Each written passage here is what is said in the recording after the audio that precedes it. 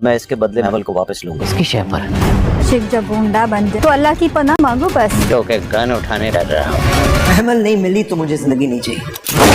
Hello friends, शहर के बाप की दिल चीर देने वाली बातों और स्टूडेंट के एहसास दिलाने पर सर मंटो की गैरत जाग उठी थी। इसलिए उन्होंने फरहाद को अगवा कर लिया था। उन्हें समझ आ चुका था कि मोहब्बत और जंग में सब जायज़ होता है। अब उन्होंने भी गुंडा बनकर महमल को हासिल करने का फैसला कर लिया था। इसलिए वो फरहाद को बंदूक की नोक पर रखते हुए मदीहा से कहते हैं कि मैं तुम लोगों की लड़ाई ख़त्म करवाने के लिए अपनी कुर्बानी नहीं दे सकता। तुमने शवरेज़ के बदले महमल को मुझसे छीना था और मैं फरहाद के बदले महमल को वापस लूँगा। और फिर सर मंटो इन दोनों को लेकर एक ज़ेर तामीर बिल्डिंग में जाकर फरहाद को कुर्सी पर रस्सियों से बांध देते हैं। सर मंटो ने तो पूरी बाजी ही पलट कर रख दी थी।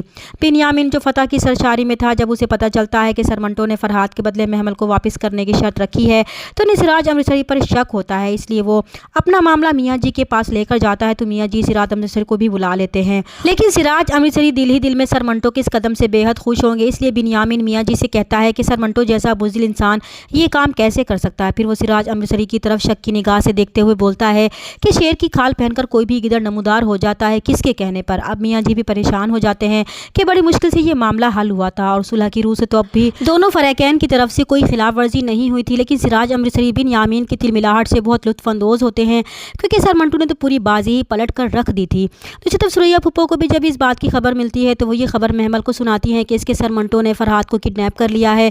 तो महमल को यकीन नहीं आ रहा होता कि सर मंटो ऐसा भी कर सकते हैं। तब फूफो महमल से कहती हैं कि आशिक जब गुंडा बन जाए तो अल्लाह की पनाह मांगो बस, क्योंकि ये मोहब्बत चीज़ ही ऐसी होती है जो इंसान को बहादुर बना देती है। दूसरी तरफ मियाँ जी को आखिरी हल यही नज़र आता है कि वो महमल से बात करें ताकि वो सर मंटो को ऐसा करने से रोक दे।